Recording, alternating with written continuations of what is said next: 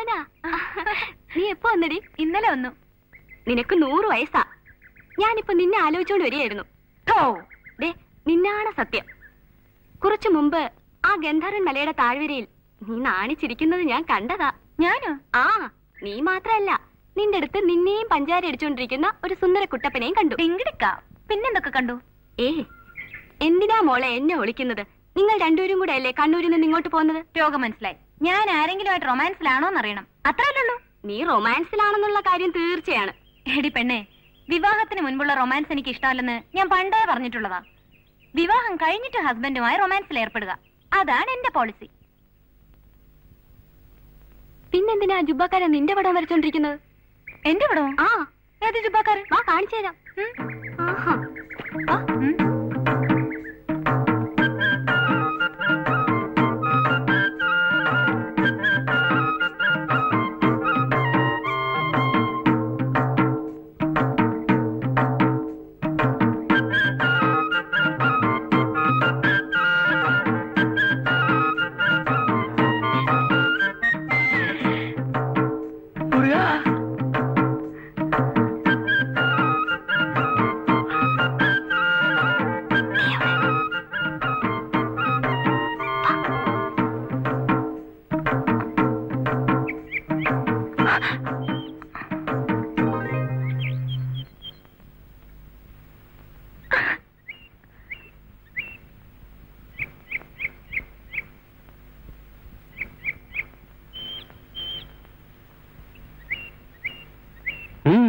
എന്താ? ഓ, വെറുതെ. കുറെ നേരം ആയാലും ഇവിടെ കിടന്ന് ചുറ്റിക്കറങ്ങുന്നു. എന്താ വേണ്ടത്? നേരത്തെ വരച്ച പെണ്ണിനെ കാണാൻ നല്ല ശേലായിരുന്നു. പക്ഷെ ഇത്ര വേഗം കളവിയാവോന്ന് കരുതിയില്ല. പെയിന്റിംഗ് അറിയാമോ? വരച്ച പെണ്ണിനെ അറിയാം. I see. ഇതാ.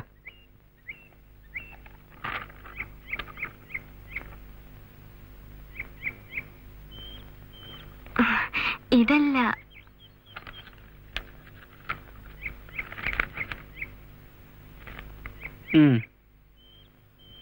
ആ,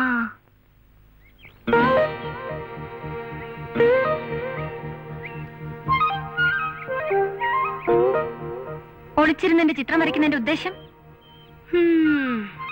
എന്റെ സ്വന്തമാണെന്നും പറഞ്ഞ് നാടുനീളെ കൊണ്ടുവന്ന് പ്രദർശിപ്പിക്കാൻ. പരദോഷം പറയരുത്.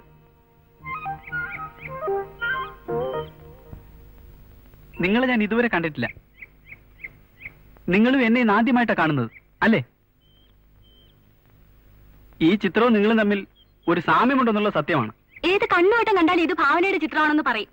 ഇതുപോലെ സാമ്യമുള്ള ആയിരക്കണക്കിന് ഭാവനമാർ ഈ ലോകത്തുണ്ട്.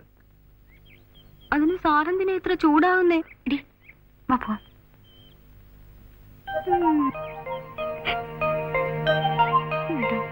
പോരെ, താടി മീശയൊക്കെ ആയിട്ട്. പോട്ടടി, അയാൾ ആരെങ്കിലും വരച്ചോണ്ട് പോട്ടെ.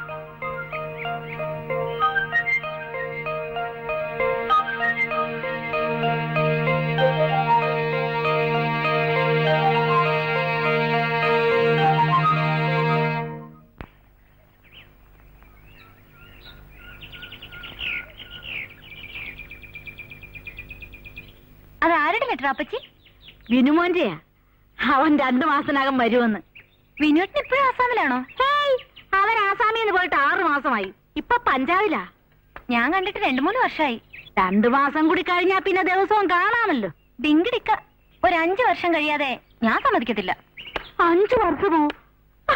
അപ്പോഴേക്കും അവന്റെ മൂക്കി പല്ല് വരുമല്ലോ മോളെ. അയ്യോ, എന്നാ വേഗം ഒരു പെണ്ണിനെ കണ്ടുപിടിക്കണം. മോൻ വരുമ്പോ കെട്ടിച്ചു കൊടുക്കാൻ.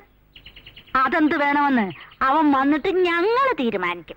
വിനുവേട്ടനോട് ഞാൻ പറയും ഡിഗ്രി എടുക്കുന്നവരെ കല്യാണ കാര്യം പറയരുതെന്ന്. അപ്പോഴോ ഡിങ്കിടിക്ക. മോളെ, ചോറുണ്ടിട്ട് പോവാ. വേണ്ട അപ്പച്ചി, ഞാനുള്ളോണ്ട് ചിലപ്പോ അച്ഛൻ ഊണ് കഴിക്കാൻ വരും. എന്നാ ചെന്ന് അരി അടപ്പത്തിട്. കൂട്ടാൻ ഞാൻ കൊണ്ടുവന്നേരം. Okay, thank U.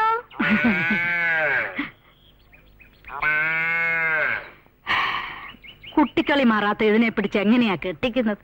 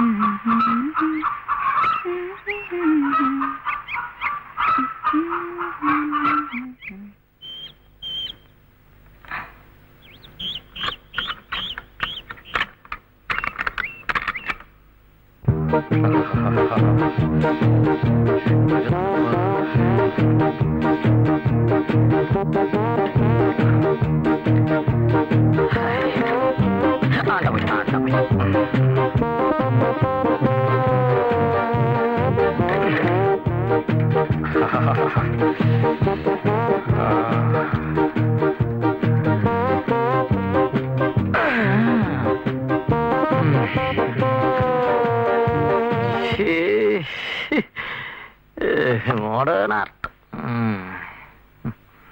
എന്താ പപ്പാ? ഇതെന്താ സാറേ പതിവില്ലാത്തൊരു കുളി?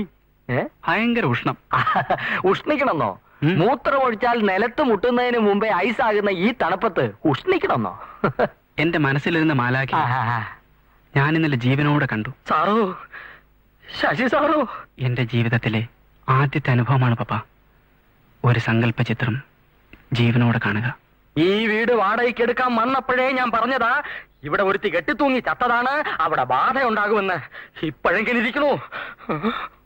അവൾ ആരാണെന്നോ എവിടുത്തുകാരിയാണെന്നോ ചോദിക്കാൻ പോലും സാധിച്ചില്ല. ഒരുപക്ഷെ മാലാഖയായിരിക്കുമോ? മാലാഖയല്ല, കുരുവെ പോലെ പറന്നു നടക്കുന്ന ഒരു കുസൃതിയാണ്. എന്റെ ദൈവമേ, നല്ലൊരു മോഡേൺ പയ്യനായിരുന്നു. പോക്ക പപ്പ, പപ്പ, അയ്യോ വിളിക്കല്ലേ, ഞാൻ വരത്തില്ല.